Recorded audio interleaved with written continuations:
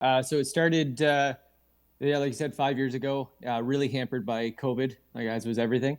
It was started by the idea was coined by Gord Harrison, the Carling Township Fire Chief. He brought myself and a couple others together to see if this was something that we could form. We figured it was. We were able to kind of reach out to different partners, get some training. It was a very slow start, and then again the pandemic slowed everything down even more.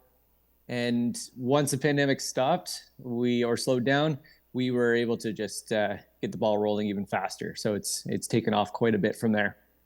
Let's quickly address the name because we talked about this. There is some Ojibwe connection to this, which I love. Being able to have that Indigenous connection, especially in such an Indigenous-focused community, is always a great thing. So give me a bit of history on the name as well.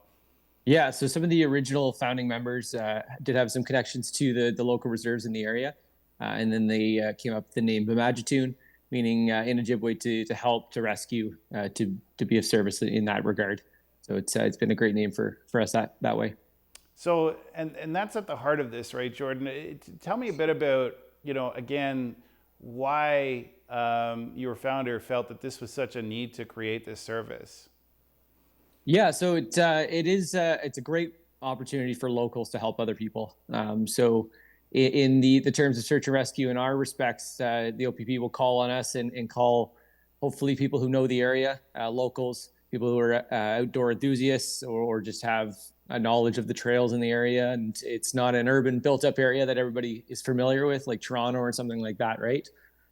So having that local knowledge really helps. And Gord was very smart in choosing that option to see if it worked, and pulled a lot of firefighters, a lot of just people who enjoy the outdoors, like I said, to share that knowledge. Can you tell me a bit about what Bimaajitoon has been doing then in these 5 years in terms of helping with the OPP search and rescue efforts? Yeah, so to be able to even be considered for that, you need to be a part of OSARVA, so the Ontario Search and Rescue Volunteer Association, kind of the governing association of all volunteer ground search and rescue in the province. And then they give you official training as basic search and rescue.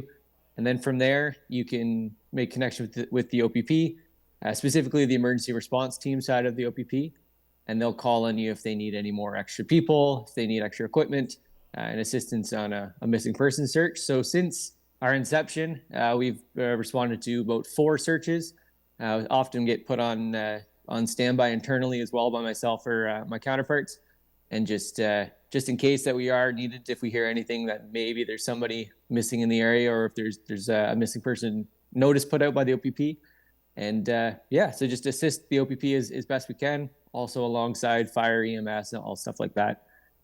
So Jordan, that's can what you we've been doing. just dive a little deeper for me? What does that look like? Say you're called out to a search and rescue operation. Where do you take over? What does your job look like at that point?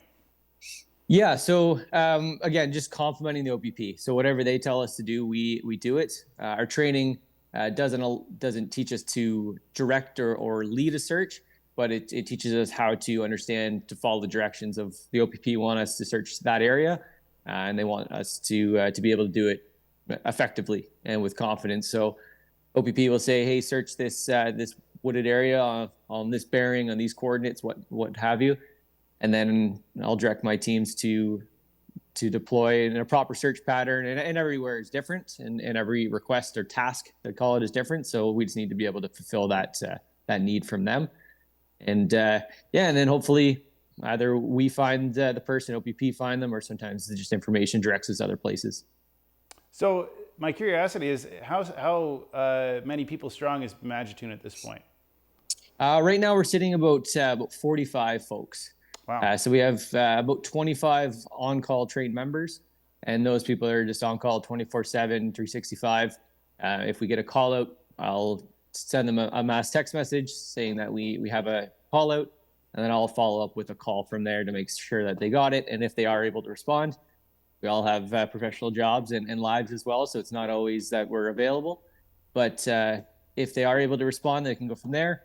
We also have non-operational members and support team members. So non-operation are people who are waiting for training. We do our training in-house every May. So those are people who have yet to be trained but are still ready to go and can assist our our support team. And then the support team are also folks who maybe just don't want to charge to the bush, and that's completely understandable, but they want to be a part of that. And so they'll get equipment, make sure it's charged, make sure our command post, our trailer is up to snuff, and as well as just getting food and water during searches, because sometimes we've had a couple that have lasted multiple days.